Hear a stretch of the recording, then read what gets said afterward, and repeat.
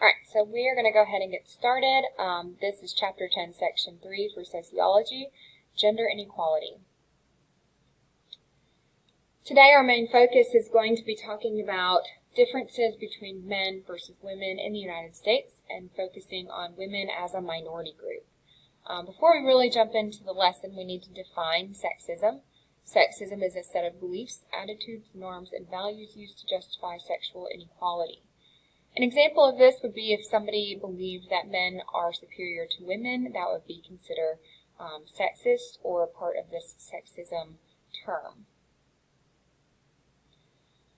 In the United States, conditions have improved for women overall. There is still progress to be made, but women in general have more of a positive view in society, and especially in the workplace.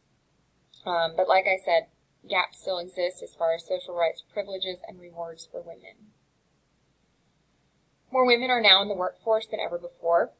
We saw during both world wars that as men were sent off to fight, that women filled those jobs that they had left behind. And as a result, kind of proved themselves as capable workers. Once the men returned from war, the women went back to their home life and the men resumed their jobs. And so this kind of took women back out of the workforce. As we entered into the 1960s and we were in the civil rights movement, women were also advancing more as far as their position in society as well. So we see more women joining the workforce, and especially those with young children who in the past had been, stay-at-home moms and now had opportunities outside of the home. The types of jobs that women are performing, they do seem very occupationally sex-segregated, and what that means is that a lot of positions filled by women are still going to be the ones that Americans and others kind of look at as stereotypical female positions. So secretaries, clerks, stenographers, nurses, teachers, all those different support jobs where this person is not the person of authority, but yet supporting somebody who is. And a term for that is pink-collar jobs. So, and not to say that men don't do these jobs. There are some men who are secretaries, clerks, stenographers, nurses, and teachers, but it is concentrated mostly with women.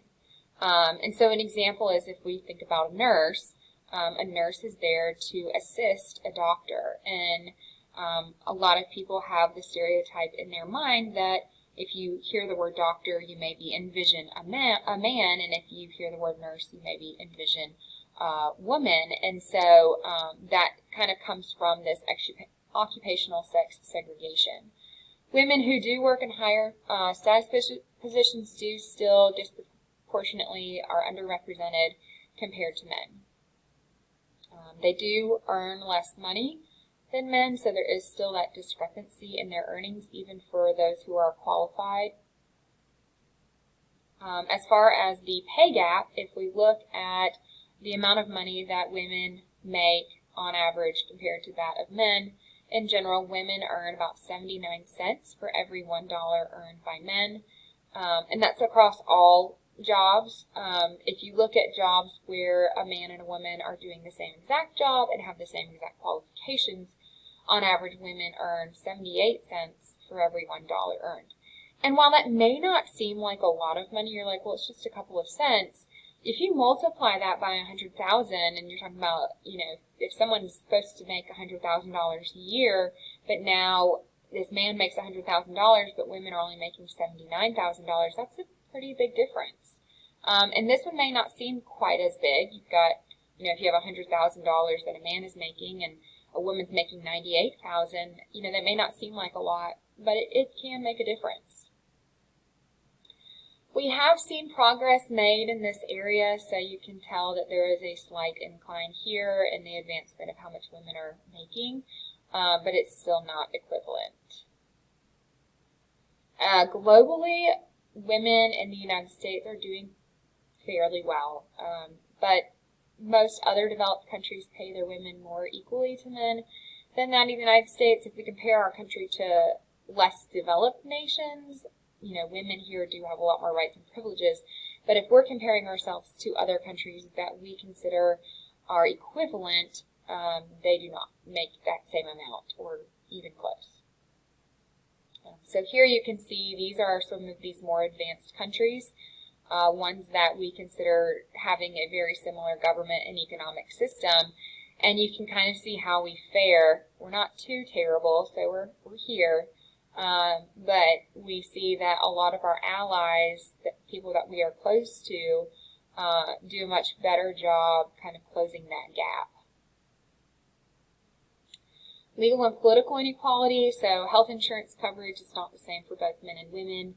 Men are often covered fully for conditions unique to men, so things like prostate problems and things like that, but women are oftentimes left paying out of pocket for conditions only unique to women, so like being pregnant and having a baby, that can be a very expensive medical process, and oftentimes women are left paying that entire bill or a larger percentage of that bill than men might pay for conditions unique to men. There once were laws that limited numbers of hours for women working and types of jobs they could hold, but that has been changed. Women can no longer be fired for being on maternity leave. And Title VII of the Civil Rights Act and Title IX of the Civil Rights Act of 1964 helped to nullify the laws that kind of prevented women from having equal access.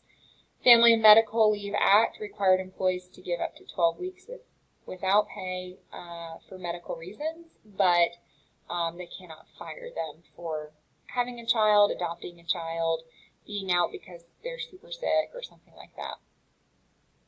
Women in politics. Women have become more active in politics and are elected and appointed to more positions than ever before, but they are still underrepresented. So here you can see how the two parties fare. So red is Republican, blue is Democrat. And you can see here that the blue definitely has more female representation than the red. So it's not saying here, basically, it's not saying that this whole thing would be filled all the way up. It's saying this little bit here is the Republican Party and this is the Democratic Party. So anyway, but that's just kind of showing you how the breakdown is within the House of Representatives and within the Senate. So now you can move on to the next step of the lesson.